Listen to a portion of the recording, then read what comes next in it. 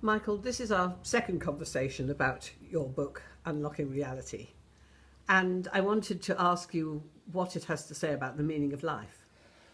Okay, Reece, so uh, human beings are designed so that we can grow in awareness, so that we become fit to return to our Maker. And this means that we do not live in a cold and indifferent universe, but in a moral universe which offers us spiritual rewards for progress along the path of wisdom. And the Hebraic tradition, like the Egyptian elements of the Egyptian tradition, envisage a return to source, in which the individuality returns, is not just dissolved, but returns to source and makes a contribution at the end of the universe. That's like the goal of our being. The goal of the universe is to return to God and as fulfilled and enriched and experienced beings. And to enhance creation itself. In a sense, yes, and the whole thing is meaningful. But obviously that requires that we make a certain amount of effort and work on ourselves.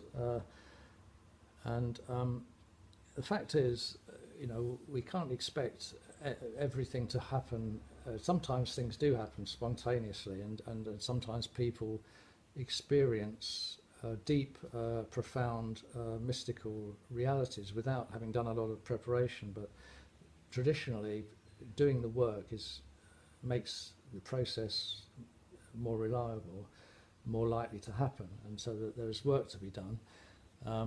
But we have to move beyond. We have to balance the personality and then move beyond it, and ask for help.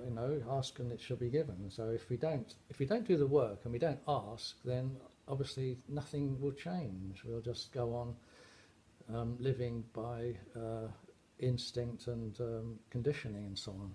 So the contribution of the Reverend Alan Bain to the Kabbalah was the addition of a system of path working based on an ancient manuscript called the 32 Paths of Wisdom. And that is still a very valid path for people to follow and spend a lot of time exploring, because it brings considerable, it has the capacity to change experience and bring us closer to a sense of sublimity in the world. How does all this fit into the information age? We see ourselves as living in a new and modern era.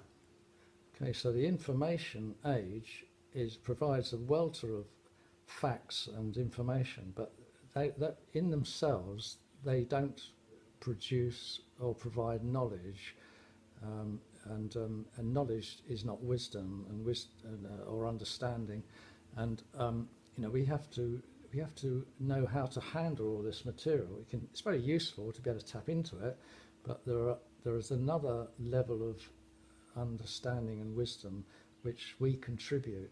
It's a bit like the argument that consciousness arises from matter spontaneously, and that's a very dubious idea. And it's the same thing with the information age. The information itself doesn't necessarily make us wiser or more intelligent or more loving. These are things that we have to find within ourselves from levels of our consciousness, and that's what mystical traditions are about, and that's what Kabbalah is all about. And it makes an amazing contribution because it's got universal scope as maps of the soul.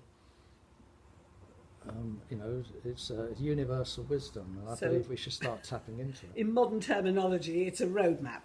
A roadmap of the soul, and we all need maps for the next stage of our journey, and hopefully that's what this book will help to provide. I remember that late interview with Jung and John Friedman, where Jung was asked, "Do you believe in God?"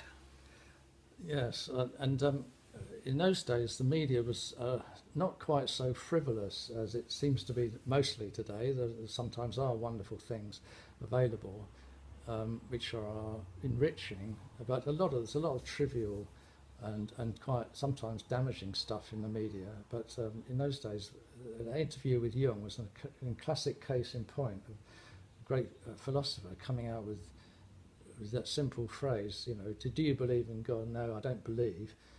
I know. And of course, you know, that's an extraordinary statement. It sounds simple, but it makes you wonder and ask questions. And then when you start asking questions, then you need to know where to look for the answers. And as we've found, Kabbalah is a template for the journey. It's the only one that I've ever found, which is a comprehensive template, and I hope a new generation of seekers will find it helps them in the way that it's helped us. Well, I certainly think that your book, Unlocking Reality, is a very good guide to that world. So thank you for spending all those decades producing it. Thank you for your inspiration, Rita.